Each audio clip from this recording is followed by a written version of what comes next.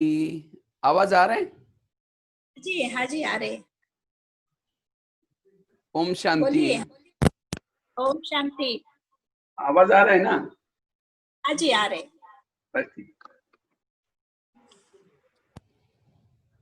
ओम शांति। तो विशेष आज मैसूर सब जोन के, खास मैसूर में भट्टी चल रही, विशेषता संपन्न भट्टी। तो वास्तव में मैसूर में कई बार जाना हुआ।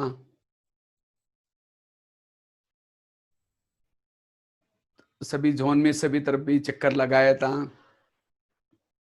और मैसूर की तो भट्टी तो बहुत सभी तरफ फेमस है। फरिश्ता योगा हमने तो वहां सीख करके कई जगह पर कराया था।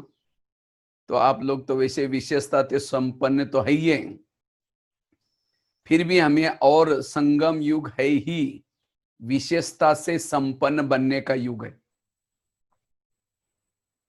तो हमें अपने जीवन के अंदर विशेषता संपन्न कैसे बनाएं? क्योंकि देवता बनने के लिए हमारे अंदर विशेषता होनी बहुत जरूरी है।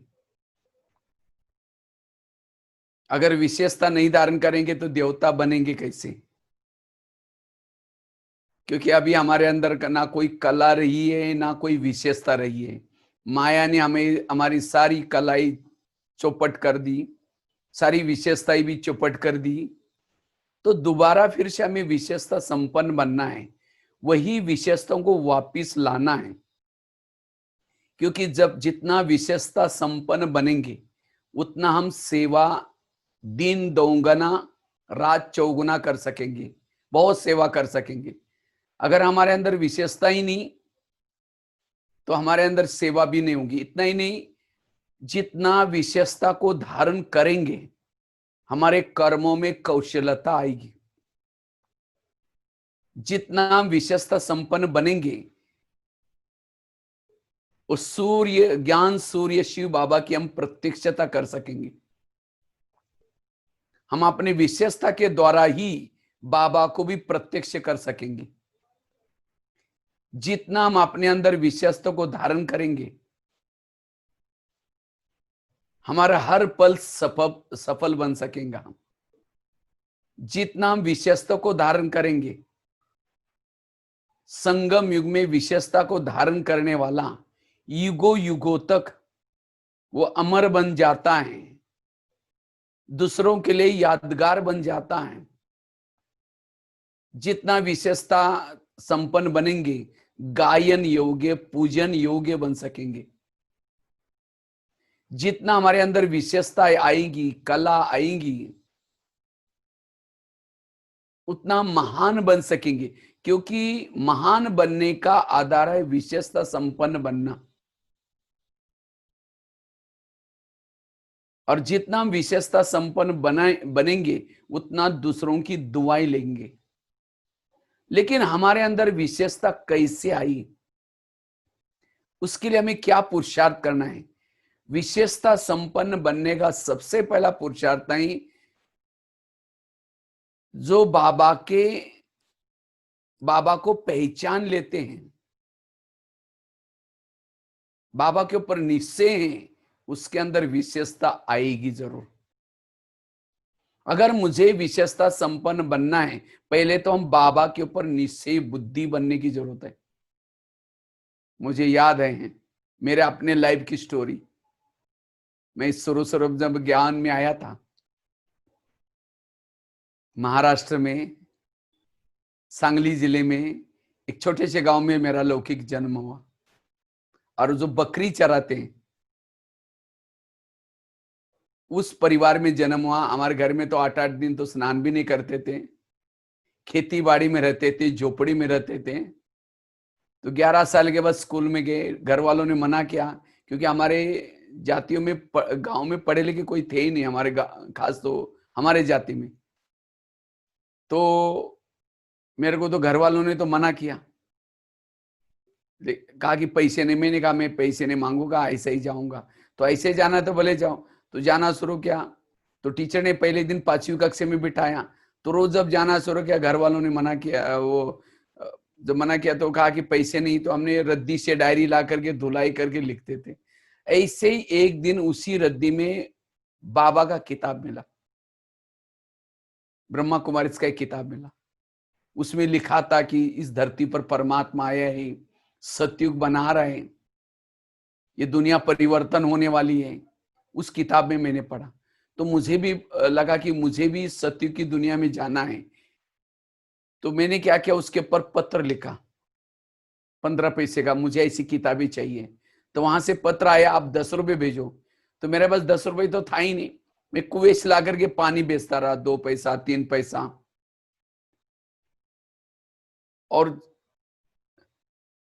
ऐसे करके 6 महीने के बाद शायद 10 रुपए इकट्ठा हुआ, उसको ये मुंह से भेजा हमने, ये मुंह से भेजा। फिर एक एक किताब आई और 2-3 साल तक ऐसे ही उस किताब के माध्यम से ज्ञान में चले। लेकिन मेरा पूरा विश्वास था, निश्चय था। 2-3 साल के बाद बड़े शहर में गए थे पढ़ने के लिए, तो वहां एक ब्रह्मा कुमारी की गीता पाठशाला मिली। तो वहां मैंने जाना शुरू किया सेंटर पर। जब वहां सेंटर पर जाता था तो वहां मेरे पास फटा हुआ कुर्ता था, ऐसा पकड़ करके शर्म के मारे में मैं बैठता था, 2 शब्द भी नहीं बोल सकता था। तो कभी बहनें कहते थे बेचारा गरीब बच्चा भी रोज आता है, पता नहीं सतयुग में जाएगा नहीं जाएगा। मैं 2 शब्द भी नहीं बोल सकता था, कोई सेवा भी नहीं कर सकता था। लेकिन बाबा के ऊपर मेरा पूरा विश्वास था, निश्चय था। कभी कभी मैं एक बार बाबा से, मुझे याद है, वो रिवरवान भी की थी। हमने कहा बाबा आप तो सतयुग निर्माण कर रहे हैं। अब मुझे मधुवन जाना था, तो मैंने पूछा कि कुछ कुमार तो हमारे वहां के आए मधुवन में सेवा के लिए। तो मैं भी बहन जी को बोला, बहन जी मैं भी जा सकता हूँ। कहते तुम कुछ जानते नहीं, तुम कैसे जाओगे वहां। तो मैंने बाबा को उसी दिन रोरवान क्या कहे, हमने कहा बाबा मेरे को तो कुछ भी आता नहीं है, तो मैं मधुवन में कैसे जा सकता हूँ। मुझे लगा कि शायद सतयुग बनाने के लिए भगवान भाई कोई और होगा जो विशेषता से संपन्न होगा।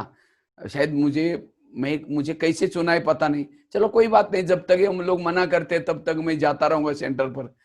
तो मैं जाता रहा, तो करते करते, लेकिन बाबा के ऊपर निश्चय था, विश्वास था, योग तपस्या करता था। और करते करते आज सचमुच बाबा ने मुझे महारथी के लिस्ट तक लाकर पहुंचा दी। कहा मेरे अंदर कोई विशेषता नहीं थी।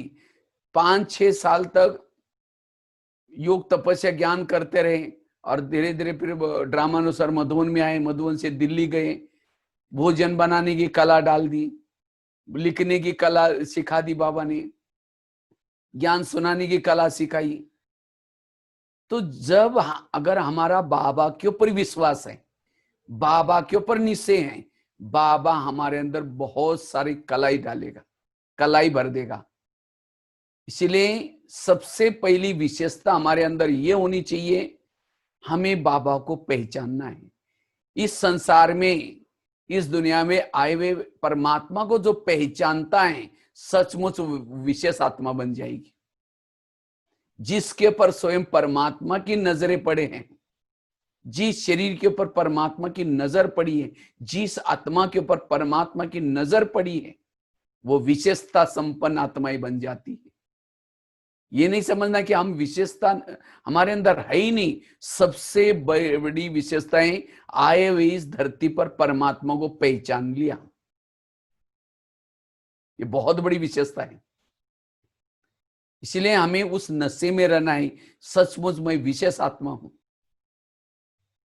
क्योंकि इस ज्ञान मार्ग में, इस विद्यालय में वही आ सकता है जिसकी जन्म जन्मांतर की भक्ति की है, भक्ति पूरी है। जैसे कोई इंजीनियरिंग कॉलेज में जाता है, ऐसे वैसे पहले का स्टूडेंट जाकर नहीं बैठ सकेगा। उसके लिए कई पढ़ाई चाहिए, कई सर्टिफिकेट चाहिए, अच्छे मार्क चाहिए। इसी तरह इस विद्यालय में वही एडमिशन ले सकता है जिसकी भक्ति पूरी हुई है, जिसके जीवन में पुण्य का खाता है। तो इसलिए बाबा को पहचानना ये सबसे पहली विशेषता है। और जिन्होंने अभी भी नहीं पहचाना है, उसको बाबा को पहचानना है। यथार्थ जो है, जैसा है, उसको पहचानना। और जो बाबा को पहचानता है, बाबा के शरण में आता है, बाबा उसके अंदर विशेषता डाल देता है।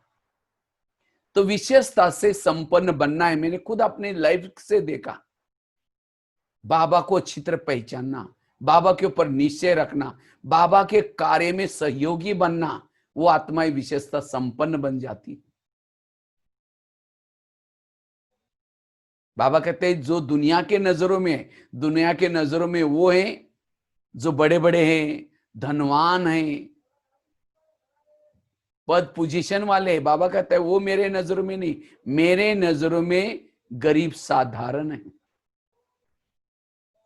जिन्होंने बाबा को पहचाना वो विशेष आत्माएं। तो विशेषता से संपन्न बनने के लिए हमें बाबा के ऊपर पूरा निश्चय चाहिए, बाबा के इस कार्य के ऊपर निश्चय चाहिए। सचमुच दुनिया परिवर्तन हो रहा है, इसके ऊपर निश्चय चाहिए, तब हम विशेष आत्मा बन सकते हैं। दूसरी बात है, अगर मुझे विशेषता संपन्न बनना है, उसीलिए आत्माभिमानी स्थिति का अभ्यास। जितना हम अशरीरी, विधेयी, निराकारी स्वरूप में टिके रहते हैं, उतना हम विशेष आत्मा बन सकते हैं। भले स्थूल में मेरे अंदर कितनी भी लौकिकता में विशेषताएं, लेकिन देह भावनाएं वो विशेषता कोई काम के नहीं। इसीलिए मुझे विशेषता संपन्न बनना है, इसीलिए आत्माभिमानी स्थिति का अभ्यास करना है। आत्माभिमानी स्थिति के अभ्यास से ही हम विशेष आत्मा, संपन्न आत्मा बन सकते हैं। तो संपन्न आत्मा बनने के लिए आत्मा के स्वरूप का अभ्यास, और ये आत्मा के स्वरूप का अभ्यास ही हमें भविष्य में आने वाली परीक्षाओं में भी पास कराएगा। अब देख रहे हैं ना, कितने बड़े बड़े देश थे जिनके बाद धन वगैरह सब कुछ था, लेकिन एक कोरोना की एक प्रॉब्लम के कारण सारे रोड पर आ गए। इसी तरह ये तो एक समस्या ही है, आगे चल करके बहुत सारी ऐसी समस्या आने वाली है। प्रकृति की तरफ से समस्या आएंगी, समुद्रों के तरफ से समस्या आएंगी, लोगों के तरफ से समस्या आएंगी, खान पान के तरफ से समस्या आएंगी।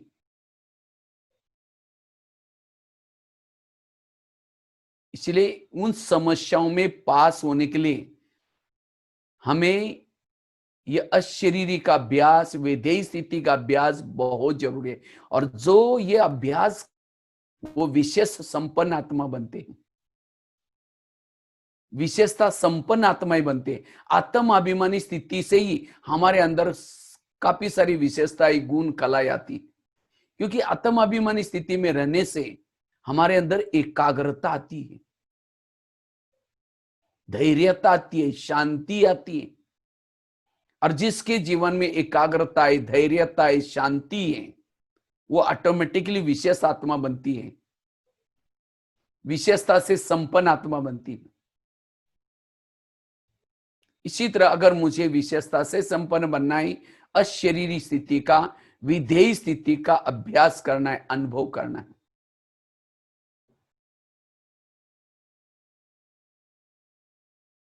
इस स्थिति के द्वारा ही, अगर आत्माभिमानी नहीं है, परमात्मा को नहीं पहचानना है, सारी विशेषता कोई काम की नहीं, वो हद की हो जाती है। लेकिन बेहद की विशेषता संपन्न बनना है तो मुझे चाहिए सदा ये आत्मिक स्वरूप का अभ्यास करना। देखो, दादियां का जीवन कम पढ़े लिखे थे, लेकिन उन्होंने आत्मनिश्चय और परमात्मा के विशेष निश्चय के ऊपर आज कहां तक पहुंचे। पढ़े लिखे लोगों को भी पढ़ाया, क्यों? उन्होंने आत्मा का अभ्यास किया। इसीलिए मुझे अगर विशेषता संपन्न आत्मा बनना है, गुण संपन्न आत्मा बनना है, इसलिए आत्माभिमानी स्थिति का अभ्यास करना है। और जितना ये अभ्यास करते रहेंगे, जैसे अंधेरे में दीपक जलता, एक ही दीपक है, सबका ध्यान उस दीपक के तरफ जाएगा। इसी तरह इस कलयुग में अंधेरा है।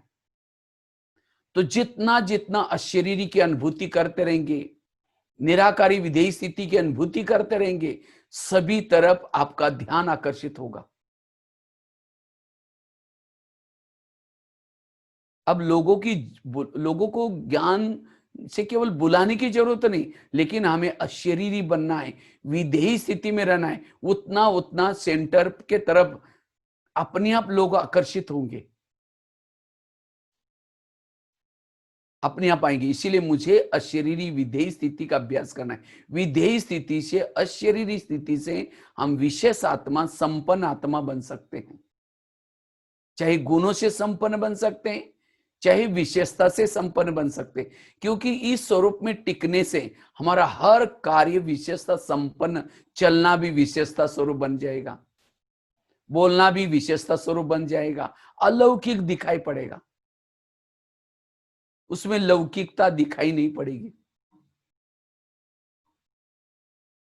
क्योंकि इस स्वरूप में टिकने से हम निरंतर प्रभु के साथ कनेक्ट रहते हैं। इस स्वरूप में टिकने से रात को सोए योग लगा रहेगा, रास्ते में चल रहे योग लगा रहेगा। इस स्वरूप में टिकने वालों के वाणी में बल आता है, दृष्टि में बल आता है। इतना ही नहीं, उसके इर्द गिर्द में गुण और शक्तियां होती है। अशरीरी स्थिति में रहने से, विधेयी स्थिति में रहने से हमारे इर्द गिर्द में गुण और शक्तियां होंगी, और जो गुण और शक्तियां जिसके पास है वो विशेषता संपन्न आत्मा है। आज कई भाई बहने कहते हैं, पता नहीं मुझे सहन ही नहीं होता, मुझे तुरंत गुस्सा आता है। सहन करने का पुरुषार्थ नहीं करना है। जैसे बीज बोते हैं, बीज बोएंगे उसको वृक्ष आएगा, वृक्ष को फल लगते हैं। इसी तरह बीज बोया ही नहीं, वृक्ष आएगा नहीं, फल लगेगा नहीं। इसी तरह जिन्होंने अशरीरी का अभ्यास किया नहीं, विधेयी स्थिति का अभ्यास किया नहीं, उसके जीवन रूपी वृक्ष में सहन शक्ति, धैर्यता, सत्यता गुण कैसे आएंगे? इसलिए अगर मुझे विशेषता संपन्न बनना है, मुझे अशरीरी का अभ्यास करना है, विधेयी स्थिति का अभ्यास करना है, इससे मेरे जीवन में गुण और शक्ति आएंगी। और जिसके जीवन में गुण और शक्ति है, और सबसे बड़ी शक्ति है सहन शक्ति। सहन शक्ति बड़ी बहन है, बाकी शक्तियां उसकी छोटी बहनें। अगर बड़ी बहन आएगी, छोटी बहनें भी आएंगी। छोटी बहनें आएंगी, दैवी गुण शक्तियों के बच्चे हैं। हर शक्ति के 3-3, 4-4 बच्चे हैं।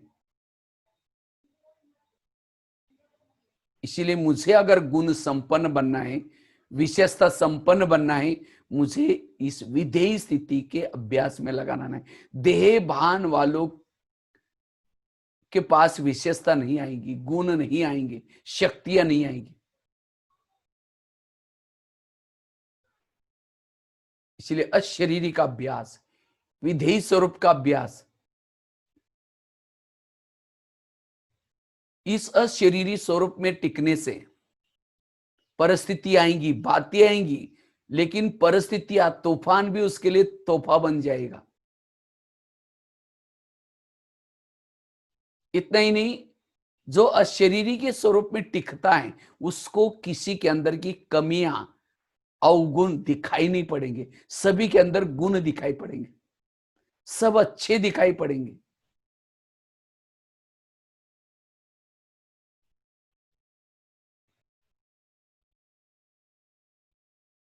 इसलिए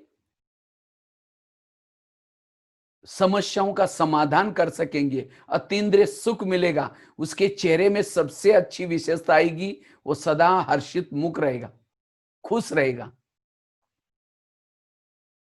और जो खुश है, हर्षित मुख है, विशेषता संपन्न बन जाता है। तो मुझे विशेषता संपन्न बनना है गुप्त रीति से। मैं आत्मा हूं, मैं अशरीरी हूं, इस स्थिति का अभ्यास करना है।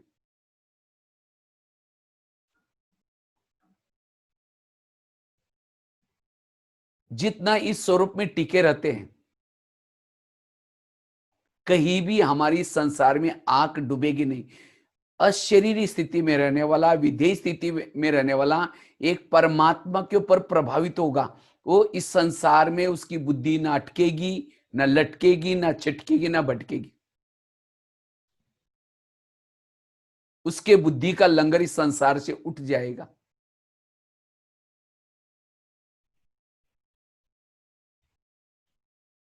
वो एवर रेडी बनेगा। वो कभी नहीं कहेगा मुझे टाइम नहीं मिल रहा है। वो निरंतर रात को सोया है, रास्ते में चल रहा है, निरंतर योग युक्त रहेगा, विशेषता संपन्न बन सकता है। इसीलिए मुझे अगर विशेषता संपन्न बनना है, पहली बात बताई, मुझे बाबा के ऊपर निश्चय चाहिए। और जिसका बाबा के ऊपर निश्चय है, निश्चय नहीं है उसकी, वो बाबा के कहने को अपने जीवन में लाएगा। वो कभी क्वेश्चन नहीं करेगा। जैसे अर्जुन 18 दिन क्वेश्चन करता है, ये कैसे हो सकता है, ये मेरे भाई है, ये मेरा गुरु है, इनको कैसे मैं मारूं। कृष्ण समझाने की हर प्रकार की कोशिश किया, लास्ट में नहीं मानता, अपना स्वरूप दिखाए, मैं तुमको कहने वाला मैं कौन। इसी तरह आज हमें भी 84 वर्षों से बाबा पढ़ा रहे हैं, तो भी हम कहते हैं नहीं नहीं ये कैसे छोड़े, हम तो गृहस्थी में रहते, ये कैसे करे, ये कैसे करे। अगर क्वेश्चन करते हैं, बाबा के श्रीमत प्रमाण नहीं चलते, बाबा के ऊपर निश्चय नहीं है, आपको कोई बहने डायरेक्शन नहीं दे रहे, ये कहने वाला स्वयं निराकार शिव बाबा है। तो जो हर बात को हाँ जी करके पक्का करता है, बाबा के श्रीमत प्रमाण चलता है, उसका बाबा के ऊपर उसका विश्वास है, निश्चय है। और वो जो श्रीमत प्रमाण चलता है, निश्चय बाबा के ऊपर है, वो विशेषता संपन्न बनते हैं। इसलिए कहते हैं निश्चय बुद्धि विजयंती, संशय बुद्धि विनशंती। इसलिए अभी भी बाबा के इस कार्य पर समय पर हमारा पूरा विश्वास चाहिए। और जो विश्वास है वो समर्पण बुद्धि, जब अर्जुन को जब कृष्ण अपना रूप दिखाता है तब जाकर के विश्वास होता है, फिर हाथ नीचे चरणों में करता है, समर्पित होकर के कहता है प्रभु प्रभु प्रभु, फिर अपना गांडी उठाता है।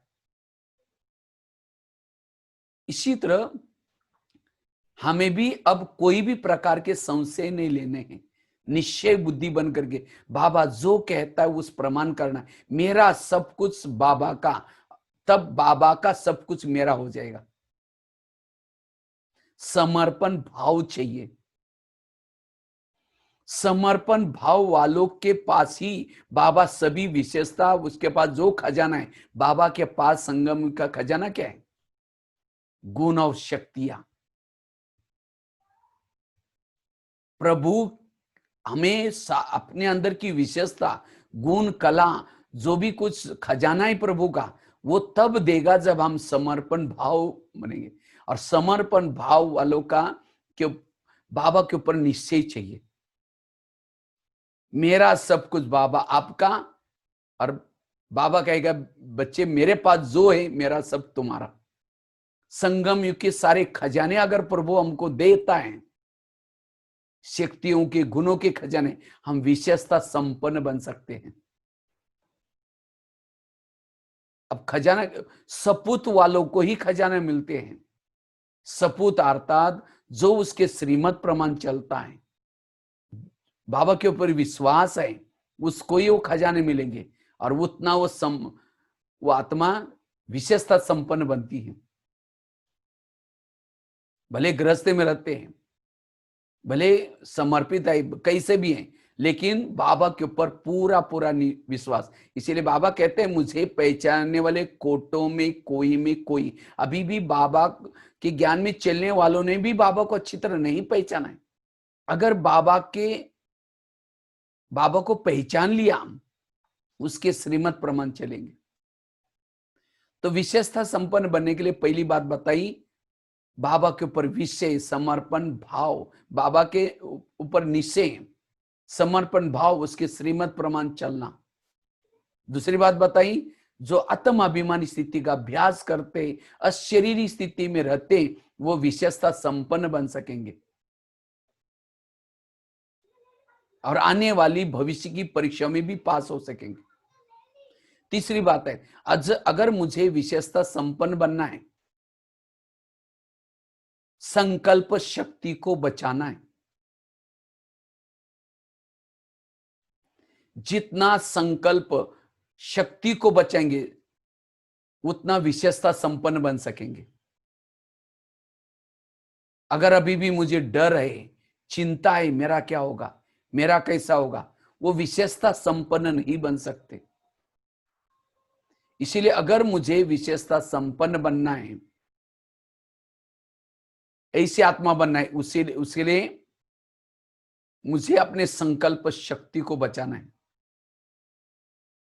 चलो 5:30 का ट्रैफिक कंट्रोल करेंगे, उसके बाद फिर आगे सुनेंगे, बाबा को याद करेंगे।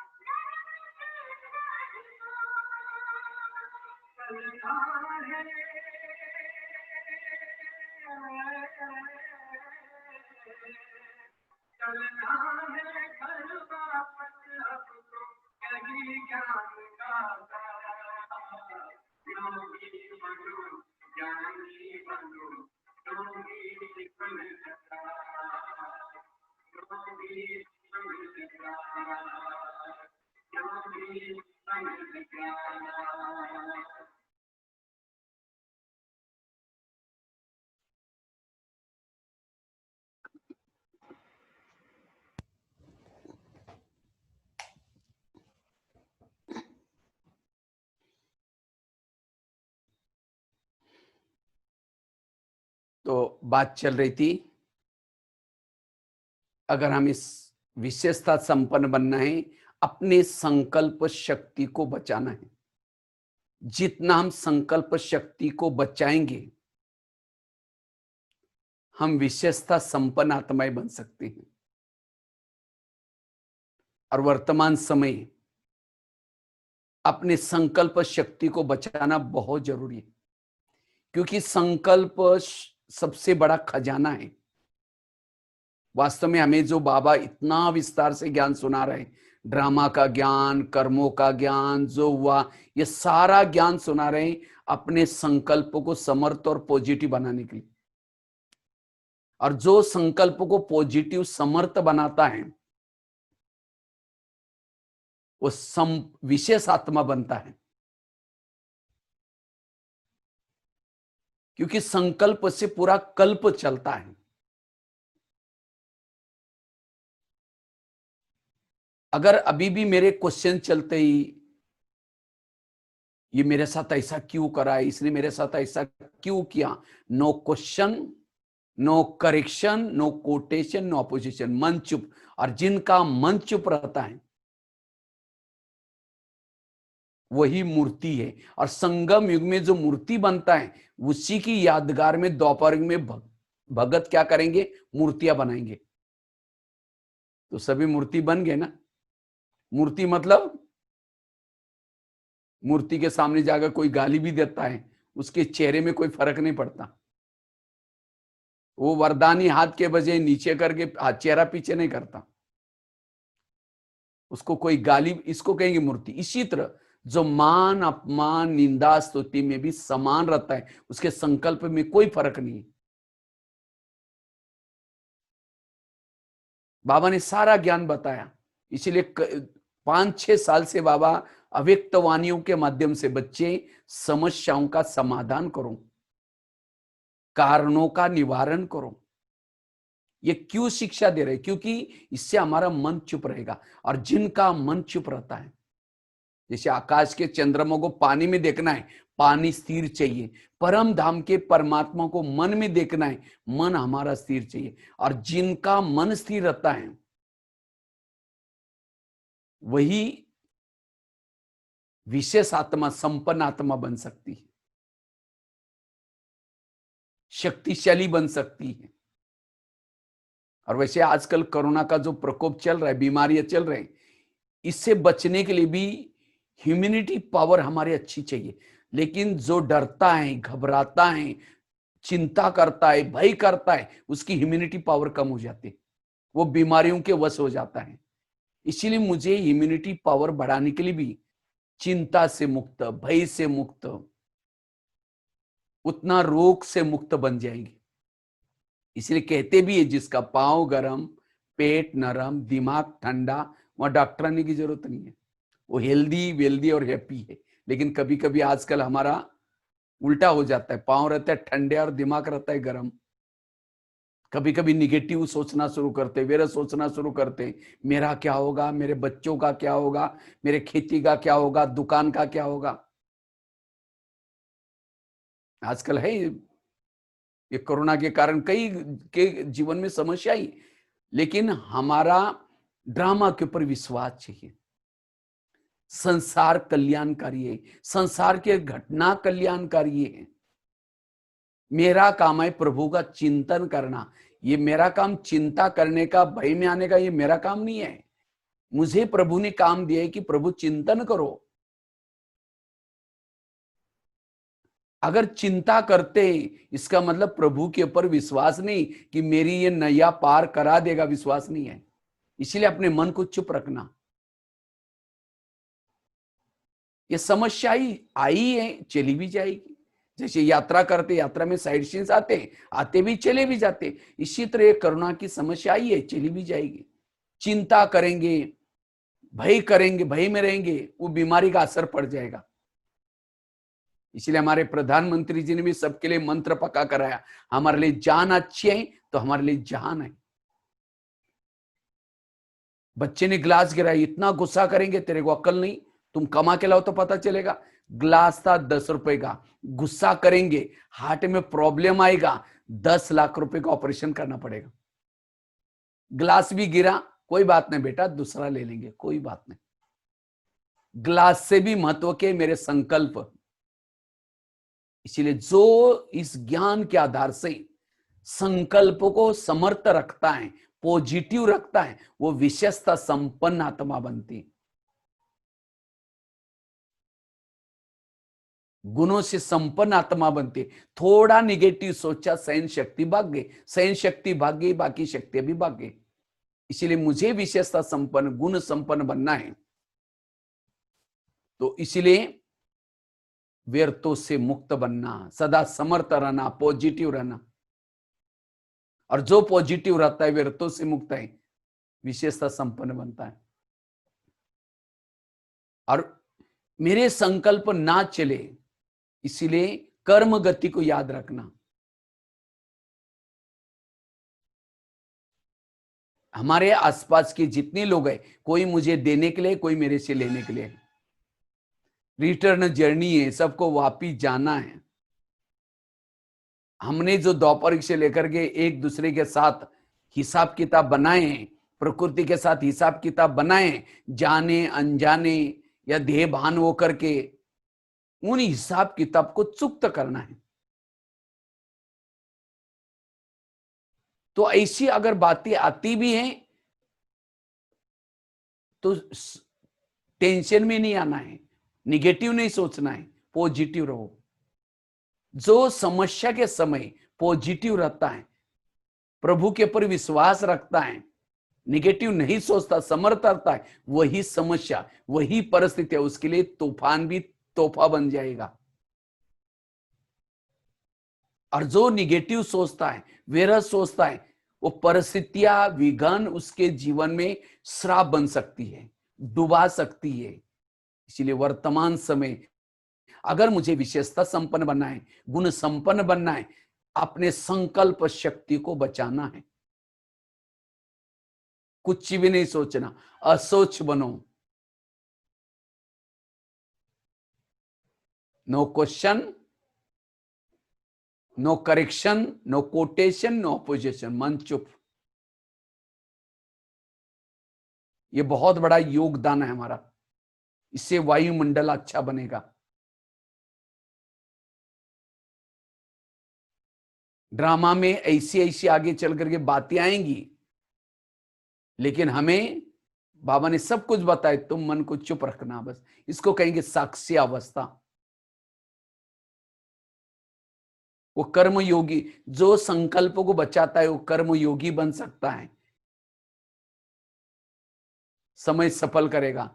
इसलिए विशेषता संपन्न बनने के लिए समर्थ रहना, पॉजिटिव रहना, सदा समर्थ सोचना है, कम सोचना है।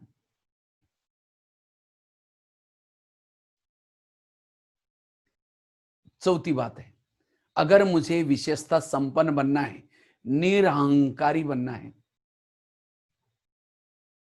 जितना निरहंकारी उतना विशेषता से संपन्न बनेंगे। क्योंकि बाबा इस धरती पर आकर के सत्य की दुनिया बना रहे हैं। वो अकेला तो नहीं बनाएगा, कई आत्माओं को निमित्त बनाता है, और निमित्त बना करके उस आत्मा का भाग्य बनाने के लिए कुछ ना कुछ कलाई देता है, विशेषता देता है। लेकिन कभी कभी उस विशेषता के द्वारा, कलाओं के द्वारा हमारा जब वाहवाह होती है, लोग हमें वाहवाह करते हैं, नामशान होता है, तब जाकर के हमें अभिमान आता है, मैं बहुत अच्छा कर रहा हूं, मैं बहुत अच्छा करता हूं। जब मैंपन आएगा, वो विशेषता, गुण, कला सब समाप्त हो जाएगी।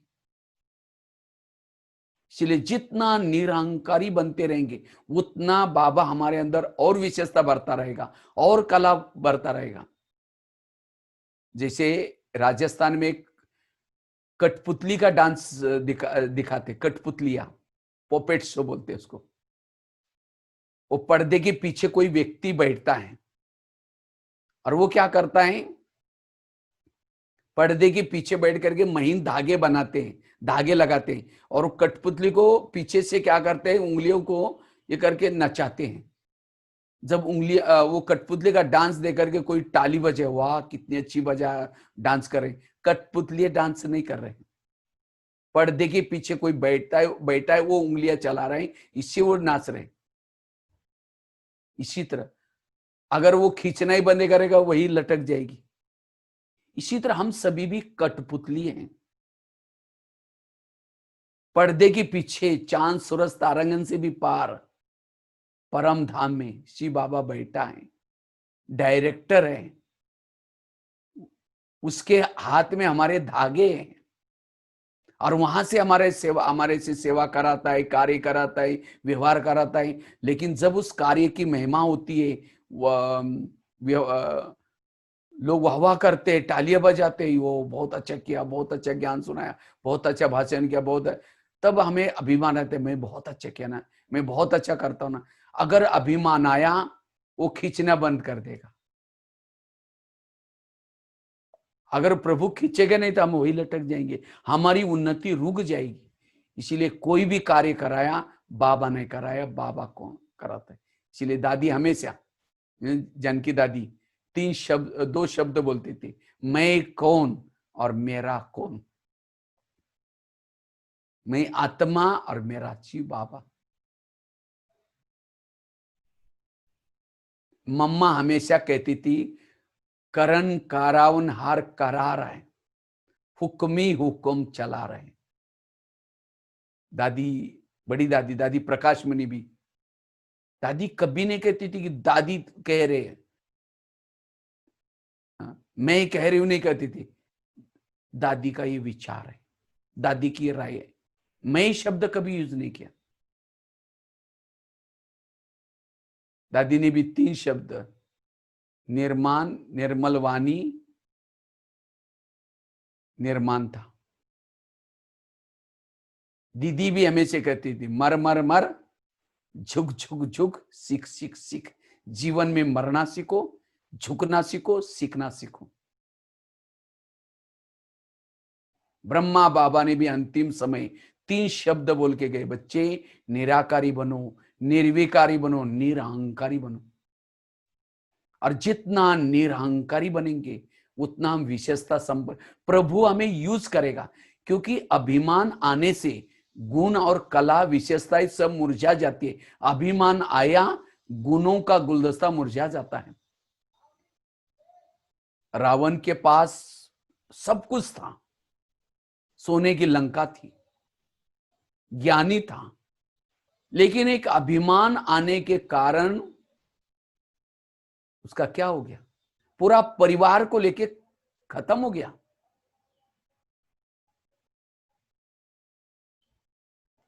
इसीलिए हमें जितना इस ज्ञान मार्ग में आगे चलेंगे, सेवा आगे बढ़ेगी, उतना हमारी वाहवाह होती रहेगी, महिमा निकलती रहेगी। लेकिन ये महिमा मेरी नहीं है, ये मेरी महिमा उस प्रभु की।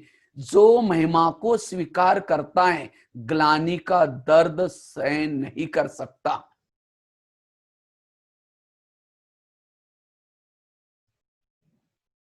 इसीलिए मुझे विशेषता संपन्न बनना है, निरहंकारी बनना है। मैंने खुद अपने जीवन की कहानी आपको बताई, क्या थे, लेकिन आज कहां पहुंचे, ये कोई मेरा पुरुषार्थ नहीं है। बाबा ने मुझ आत्मा में, आत्मा का भाग्य बनाने के लिए ये मेरे पास जो कला दिए है, इतना ही नहीं, नाम भी अपना, मेरा नाम इतना सुंदर दिया है। भगवान ने अपना भाई बनाया, भगवान भाई बनाया, वो सब उसकी महिमा है, मेरा कुछ नहीं है। मैं तो बकरी चराने वाला, कहा कुछ भी नहीं आता था। लेकिन मैंने अपने जीवन के लिए बहुत सुंदर एक स्टोरी याद रखी। एक व्यक्ति ने एक गधा पाला था, और उस समय उन्होंने एक नया मकान भी बनाया था। जब नया मकान बन गया तो लगता है सारा सामान अभी शिफ्ट करना है, कैसे लेके जाए। सोचता है चलो मेरे पास गधा है, उसके पर ही लेके जाते हैं। सारा सामान शिफ्ट किया, लेकिन एक मूर्ति बची थी। लगता है कि मूर्ति कैसे लेके जाओ। कहते कोई बात नहीं, ये गधे के ऊपर लेके पहुंचे देते रहे, महंगाई बहुत ज्यादा है बाहर, अब कहाँ गाड़ी वगैरह घोड़ा मंगाएगी, तो गधे के ऊपर रखते। उसको आइडिया ही, उसके ऊपर कपड़ा ढाकेंगे तो लोगों को क्या पता चलेगा अंदर क्या है। तो गधे के ऊपर मूर्ति को रख दिया, उसके ऊपर कपड़ा ढाका, लेके जाने लगा नए मकान में शिफ्ट करने के लिए। गधा चलते चलते उस मूर्ति के ऊपर का, सिर के ऊपर का कपड़ा हट गया, सिर दिखना शुरू किया। जैसा सिर दिखता है, लोग मूर्ति को देख करके नमस्ते करना शुरू किया। जब नमस्ते करना शुरू किया, गधे को लगता है नमस्ते मुझे ही कर रहे हैं। गधे को नमस्ते नहीं कर रहे थे, मूर्ति को नमस्ते कर रहे थे।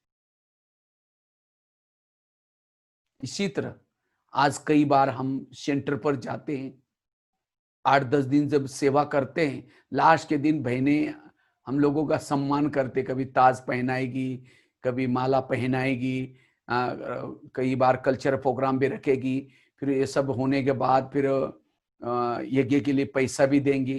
तो वास्तव में सम्मान कोई मेरा अपना नहीं हो रहा है। ये जो पैसा कोई मेरा यज्ञ के लिए जो धन दे रहे, वो कोई मेरी क्लास अच्छी सुन करके नहीं दे रहे। मैं मधुवन निवासी हूं, मधुवन से आया हूं, समर्पित हूं, इसीलिए मधुवन की महिमा हो रही, बाबा की महिमा हो रही, मेरा नहीं है। अगर मैं मधुवन निवासी ना होता तो कौन पूछे? इसलिए मेरा कुछ नहीं, वो बाबा की महिमा है। अगर मैं कहूं कि वाह मैं बहुत अच्छा क्लास कराता हूं, इसीलिए सब अभिमान आए, तो बाबा कहेगा ठीक है अगले बार तुम ही कर लेना, वही लटक जाएंगे। इसीलिए निरहंकारी, तो जितना निरहंकारी बनेंगे, बाबा उस कार्य के लिए और भी निमित्त बनाएगा, और हमको सेवाओं के चांस देगा, और सेवाओं के मौके देगा। क्योंकि अभिमान वाला अपना ही गुणगान गाता है, मैंने बहुत अच्छा कहना, वो प्रभु को भूल जाएगा, बैकबोन को भूल जाएगा। वास्तव में हमारा बैकबोन बाबा है। अगर बाबा ना होते हम एक दिन भी पवित्र नहीं रह सकते। शास्त्रों में गायन है, आग और रुई कपास एक रूम में नहीं रह सकती, जल जाएगी। अर्थात पति पत्नी एक घर में रह करके पवित्र नहीं रह सकते। लेकिन आज हमारे कितने भाई बहने हैं, कितने भाई बहने हैं जो गृहस्थी में रह करके पवित्र रह रहे। इस शास्त्रों की बात को खंडित कर दिया। इसका मतलब साथ में कौन है? बाबा है। साइंस वालों ने भी कहा है, अगर कोई ब्रह्मचर्य का पालन करेगा, ये तो नेचुरल है, ये तो विकार में जाना होता है। अगर कोई नहीं जाएगा कई साल तक, तो वो ऊर्जा उसके दिमाग में जाएगी, वो पागल हो सकता है। लेकिन आज कितने सारे भाई बहने दुनिया को छोड़ा नहीं, सब कुछ करते हुए भी, घर में रहते हुए भी पवित्र पवित्र है। क्यों? बाबा की शक्ति साथ में। इसीलिए उस करण करावन हार को कभी नहीं भूलना है। और जितना उसको याद रखते हैं, निरहंकारी बन करके रहते हैं, उतना हमारे अंदर विशेषता कलाई भरता रहता है।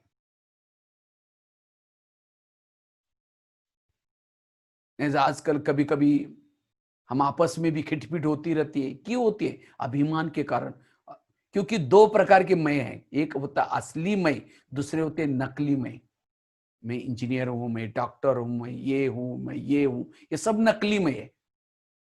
जो नकली मई के स्वरूप में चलता है और उस अनुसार किसी ने उसको पूछा नहीं, सम्मान नहीं दिया, उसको फीलिंग आती है, मुझे पूछा ही नहीं, मैं इतना ये हूं, सारी उसकी विशेषता खत्म, जीरो हो गई।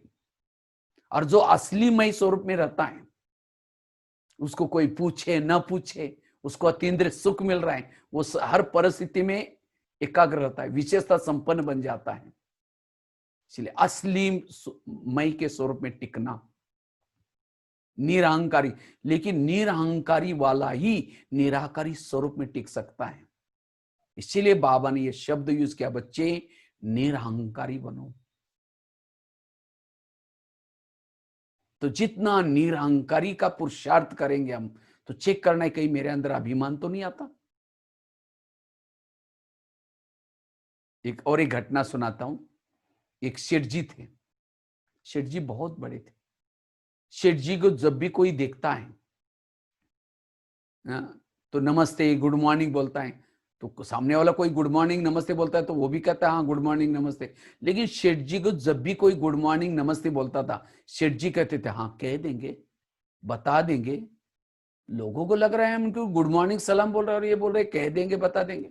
लेकिन सेठ जी बहुत बड़े थे, इसलिए कोई पूछ डरता था उनको ये क्यों बोल रहे करके पूछने के लिए। तो एक व्यक्ति ने पूछ ही लिया कि कहा कि सेठ जी हम आपको गुड मॉर्निंग सलाम बोलते हैं और आप तो बोलते कह देंगे बता देंगे, ऐसा क्यों? तो सेठ जी हंसने लगे, कहते इसके पीछे भी राज है। एक समय था मैं गरीब था, मुझे कोई पूछता नहीं था, कोई देखता भी नहीं था। उसी समय मुझे एक लक्ष्मी माता प्रसन्न हो गई अब जब लक्ष्मी माता प्रसन्न हो गई, मेरे पास धन आ गया। जब धन आ गया, मैं सेठ जी बन गया। जब सेठ जी बन गया तो मुझे लोग देख करके नमस्ते गुड मॉर्निंग बोलने लगे।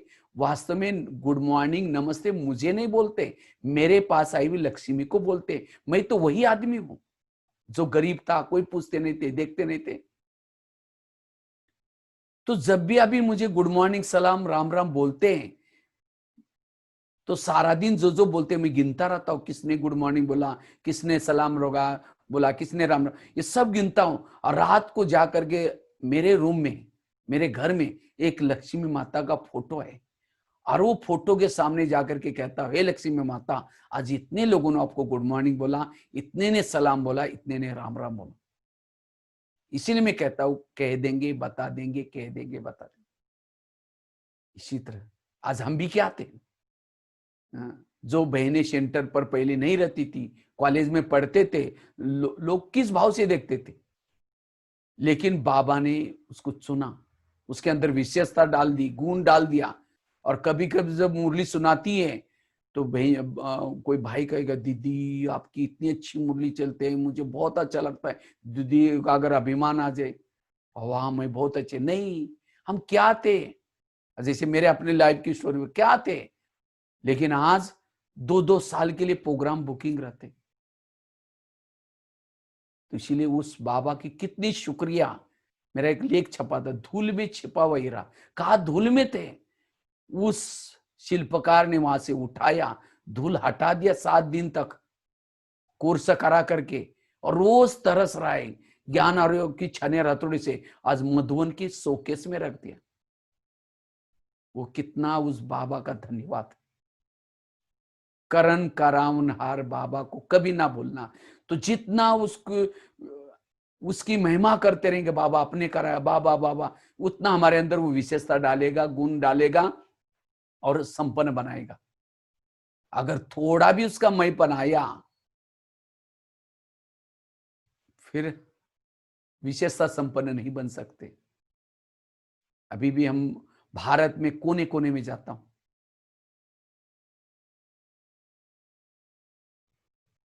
लेकिन हमेशा स्लीपर में जाता हूं, कम खर्च करके जाता हूं, क्योंकि मैं अपने आप को कहता हूं कि भगवान भाई तुम क्या थे, ये तो यज्ञ का पैसा है, उसको वेस्ट नहीं करना है, बाबा की सेवा में लगाना है। अगर मुझे अभिमान होता भाई मैं तो इतना अच्छी क्लास कराने वाला हूं, मैं फ्लाइट में जाऊंगा, एसी में जाऊंगा, नहीं, ये तो बाबा ने। तो इसीलिए जितना हम निरंकारी रहेंगे, वो बाबा की याद में रहेंगे, उतना हमारे अंदर कला आएगी। पांडव अंतिम समय में फेल हो गए थे, क्यों?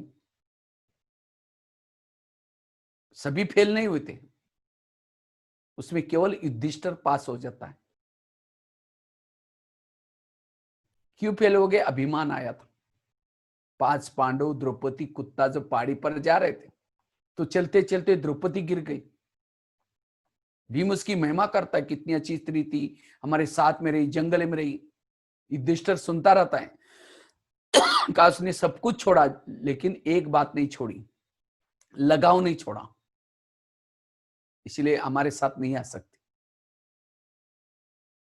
आगे गया, नकुल गिर गया, सहदेव गिर गया, भीम गिर गया, अर्जुन भी गिर गया, केवल युधिष्ठिर और कुत्ता स्वर्ग में गए। क्यों? नकुल में बुद्धि का अभिमान था, सहदेव में सहयोग करने का अभिमान था, भीम के अंदर गदा युद्ध का अभिमान था, अर्जुन के अंदर तीर चलाने का अभिमान था, और केवल युधिष्ठिर कुत्ता चले गए। कुत्ता मतलब ईमानदारी। इसी तरह वास्तव में ये कराने वाला बाबा हमारे साथ में, वो कृष्ण की शक्ति को भूल गए, उनको लगा कि मैंने तीर चलाए। जब बार्बरिक उनको मिलता है, बार्बरिक भीम का पोत्रा, कहता मैं देख रहा था, वो जो पांडव आपस में जब विजयी होने के बाद आपस में लड़ रहे थे, मेरे कारण ये हुआ, विजय हुआ। वो कहता है नहीं मेरे कारण, भीम कहता है मेरे गदा के कारण, वो कहता है, अर्जुन कहता है मेरे तीर के कारण हम विजय बने। उस समय बार्बरी कहता है ना तुम्हारी गदा थी, ना तुम्हारे तीर थे, मैं देखता था तीर के सामने भी चक्र चलता था, गदा के सामने भी चक्र चलता था, और मैं एक चक्र को ही देखता था। कृष्ण के कारण विजय बने हैं। इसी तरह आज वास्तव में हम कुछ नहीं कर रहे, कराने वाला बाबा करा रहे हैं। तो जितना इस निरहंकारी स्थिति में रहेंगे, हम विशेषता संपन्न बनेंगे। हमारे अंदर बाबा कला भर देगा, विशेषता भर देगा। तो विशेषता और कला से संपन्न बनने के लिए हमें निरहंकारी बनने की जरूरत है। निरहंकारी, उतना निराकारी स्वरूप में रहेंगे, संपन्न रहेंगे। नहीं तो कहते करता बहुत है, लेकिन इसको ईगो है। Ego is danger. ईगो को इंग्लिश में आई कहते हैं। आई सीधा होता है। अगर आई सीधा हो जाएगा, अभिमान आएगा तो दीवारें आ जाएगी। आई अगर झुक जाएगा, पुल बन जाएगा, सद्भावना आएगी। इसीलिए चेक करना है, कहीं मेरे अंदर सहयोग करने का अभिमान, मेरे अंदर कोई बुद्धि का अभिमान तो नहीं आता। इसीलिए निरहंकारी। वैसे आजकल गणेश चतुर्थी चल रही है, गणेश जी का त्योहार चल रहा है। गणेश जी को कहते हैं निर्विघ्नता का देवता। निर्विघ्नता का देवता, निर्विघ्नता मतलब वो समाने की शक्ति। कहते गणेश जी का सिर शिव जी ने काट दिया और क्या किया, हाथी का लगाया। तो इसी तरह हमारा भी जो अज्ञानी सिर था, जिसके अंदर देह की भान की बुद्धि थी, देह की, वो काट करके बाबा ने ज्ञानी वाली बुद्धि लगा दी, ज्ञान वाला सिर लगाया। तो इसीलिए अब हमारे अंदर अभिमान ना हो, तो निरहंकारी। तो जितना निरहंकारी की स्थिति में रहेंगे, उतना हमारे अंदर विशेषता आएगी। तो विशेषता संपन्न बनना है तो चार बातें सिर्फ मैंने बताई। एक तो बाबा के ऊपर निश्चय, विश्वास, और विश्वास है, निश्चय है। बाबा के श्रीमत में कोई भी मन मत मिक्स नहीं करेंगे। ये कैसे होगा, नहीं करेंगे, समर्पण भाव से। और जितना समर्पण भाव से हम सेवा करेंगे, कार्य करेंगे, विशेषता संपन्न बनेंगे। दूसरी बात बताई, निराकारी अशरीरी स्थिति में जितना रहेंगे, उतना हम विशेषता संपन्न बन सकेंगे। तीसरी बात बताई, जितना हम अपने संकल्प को समर्थ बनाएंगे, पॉजिटिव बनाएंगे, सारे बोझ बाबा के ऊपर दो। दादी प्रकाश मणि बहुत खुश रहती थी। तो दादी को मीडिया वालों ने पूछा, दादी जी आप इतनी खुश कैसे रहते? तो दादी ने बहुत अच्छी बात कही कि मैं रात को जब भी सोती हूँ, बाबा के रूम में जाती हूँ और बाबा को कहते, बाबा ये पांडवन तेरा, ज्ञान सरोवर तेरा, शांतिवन तेरा, सारे झोन तेरे, सारी बहनें तेरी, जिज्ञासु तेरी, मैं खुद भी तेरी, तुम जाने तुम्हारा काम जाने। इसी तरह हम भी रात को सोते समय, बाबा ये दुकान तेरा, मकान तेरा, खेती तेरी, बच्चे तेरे, बहू बेटा तेरे, मैं खुद भी तेरा, तुम जाने तुम्हारा काम जाने।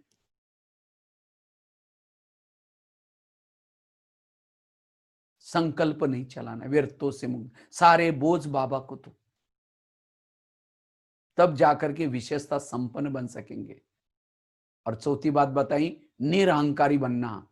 जितना सेवा करेंगे, कार्य करेंगे, उसका कोई अभिमान नहीं। और जितना निरहंकारी, आप साधारण चलेंगे, बोलेंगे, कार्य करेंगे, सब निरहंकारी रहेंगे। कई कई तो बहनें कहेंगे, माँ बहन जी, कई माताएं आती है सेंटर, कहते बहन जी, दीदी जी मुझे सेवा थोड़ा देख करके देखना, नहीं तो हमारे पड़ोसी देखेंगे ये माता इतनी बड़ी घर की है और ये आश्रम में जाकर के झाड़ू लगाते, इसलिए बहन जी मेरा थोड़ा पोजीशन पद दे करके मुझे सेवा देना। ये भी अभिमान है। दादियों को बाबा ने क्या क्या शुरू में जब आए थे, किसी को चप्पल ठीक करने की सेवा दी, किसी को मोटर रिपेयरिंग करने की सेवा दी, किसी को सिक्योरिटी की सेवा दी।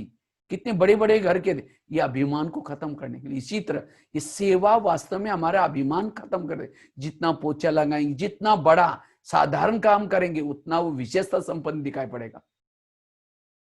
इसलिए विशेषता से संपन्न बनने के लिए निरहंकारी बनना बहुत जरूरी है। तो ये चार बातें अगर आप करेंगे, विशेषता संपन्न आत्मा बन सकेंगे। और जो विशेषता संपन्न है, गुणों से संपन्न, शक्तियों से संपन्न, और जो संपन्न आत्मा है उसका कहीं भी बुद्धि जा नहीं सकती। तो ऐसे आप सब विशेषता संपन्न बनेंगे। इसी के साथ साथ बहुत बहुत धन्यवाद जो हमको सेवा का मौका दिया। ओम शांति।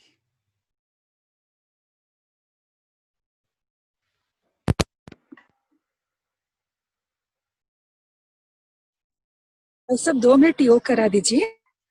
हाँ जी, योग करेंगे, कमेंट्री से द्वारा योग करेंगे, ठीक है। सभी कमर सीधी करके बैठेंगे।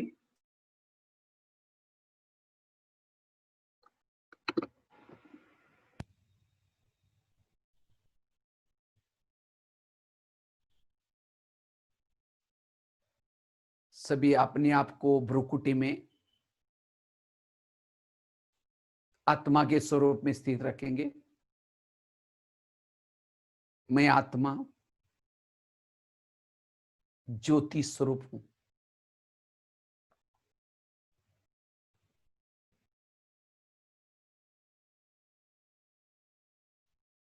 ये शरीर मेरी एक डब्बी है। मैं आत्मा इसमें चैतन्य में हीरा हूं। ये शरीर मेरी एक गाड़ी है। मैं आत्मा इसमें ड्राइवर हूं।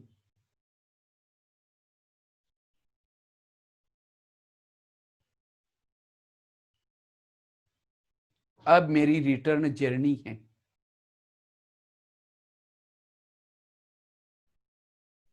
इस संसार में मैं आकर के हीरो पार्ट बजाया।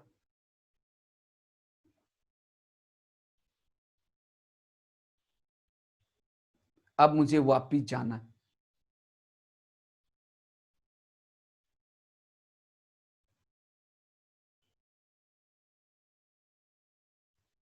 मैं बुद्धि के द्वारा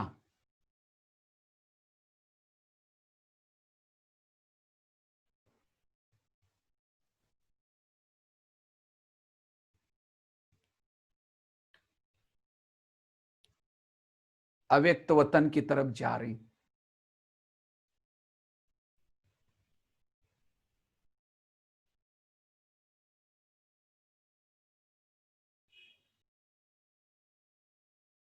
चांद सूरज तारांगन से भी पार।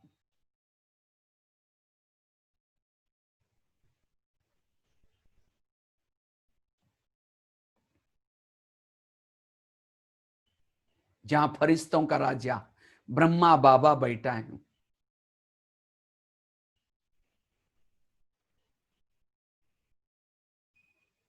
जैसे मैं बाबा के पास नजदीक जाती हूं, मैं भी लाइट माइट बनती जा रही हूं।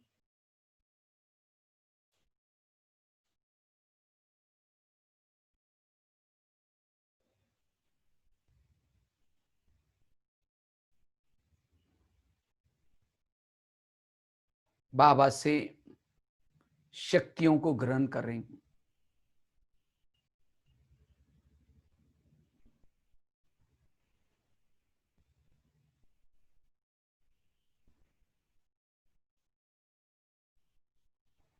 अब धीरे धीरे मैं मूल वतन की तरफ जा रही हूं।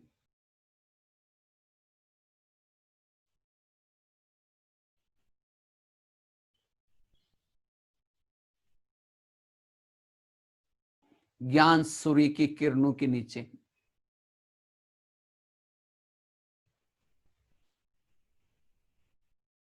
जैसे मैं बाबा के पास जाती हूं, मैं चार्ज हो रही हूं। जिस बाबा को देखने के लिए मेरी युगों से आंखें तरस रही थी, उस बाबा को मैं बुद्धि रूपी नेत्र से देख रही हूं। बाबा से शक्तियां ग्रहण कर रही हूं।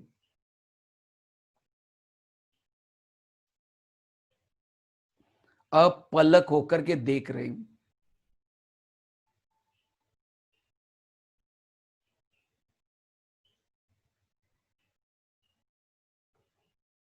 ये मैं प्रभु मिलन मना रही हूं।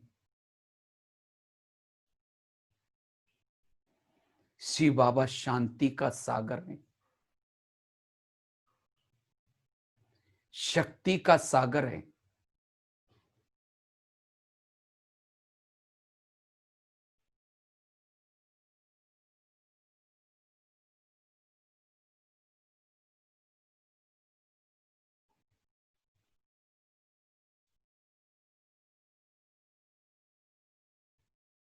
बाबा से शक्तियों को ग्रहण करके वापिस मैं धीरे धीरे फिर से अव्यक्त वतन में आती हूं,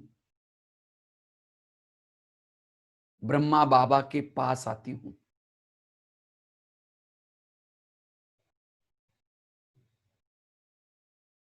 मुझे देख करके बाबा कह रहे हैं, तुम भक्तों के इष्ट हो, पूर्वज हो। इन शक्तियों को संसार में सबको बांटो।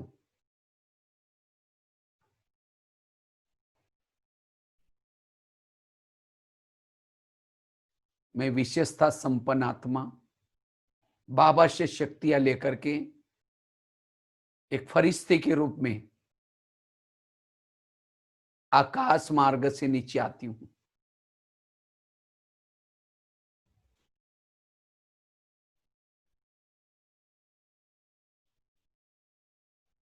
एक एक मंदिर में जाती हूं,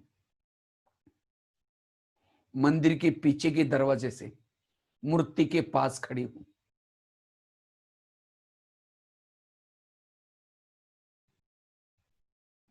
बाबा से प्राप्ति हुई शक्तियां दृष्टि के द्वारा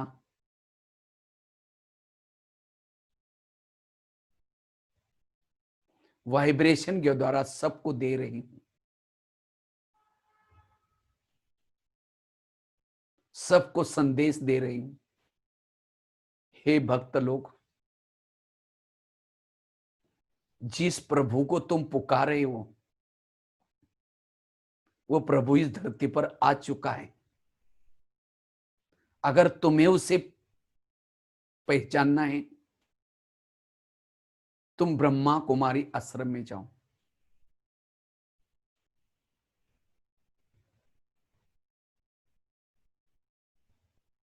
यह समय परिवर्तन का है। भक्ति का फल देने के लिए भगवान इस धरती पर आ चुके।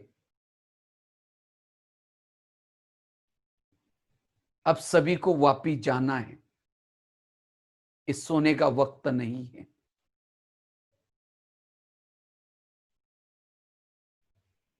ऐसा संदेश देते हुए एक मंदिर से दूसरे मंदिर में,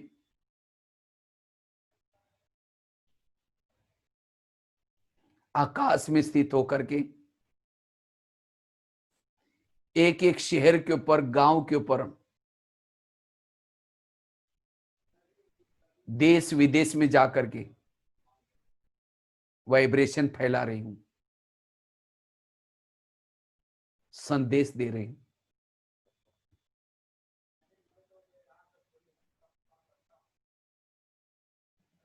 प्यारे बाबा, आपने मुझे क्या से क्या बनाया। मैं आपको कभी नहीं भूल सकती हूं।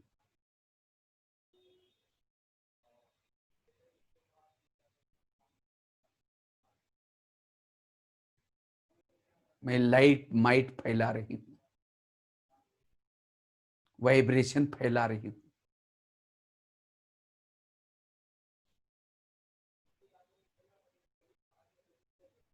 अब मैं आत्मा धीरे धीरे साधारण ब्राह्मण वेश में आती हूं।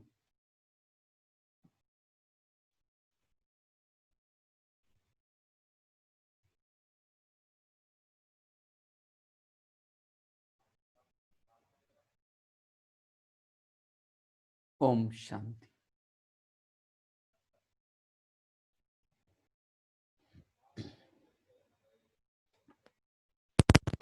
ओम शांति भाई साहब, हाँ जी, ओम शांति। बहुत अच्छा क्लास कराया आपने, अच्छी अच्छी बातें सुनाई हैं। आपका जीवन का प्रैक्टिकल बातें और आदरणीय दादी के बारे में भी आप बताया, बहुत अच्छा हुआ। लास्ट में आप योग भी कराया, बाबा के पास लेके गए थे आप सबको। बहुत बहुत धन्यवाद भाई साहब आपको। आप मैसूर में पहुंच करके अपना समय दे करके इतना सारी बातें सुनाई हैं, तो इसलिए दिल से आपको लक्ष्मी दीदी की ओर से और हमारे तपस्वी भाई बहनों की ओर से, हम सभी मैसूर निवासी भाई बहनों की ओर से आपको बहुत बहुत धन्यवाद। थैंक यू भाई साहब। सभी भाई बहनें आपको हाथ हिला के धन्यवाद दे रहे हैं, अभिनंदन दे रहे हैं।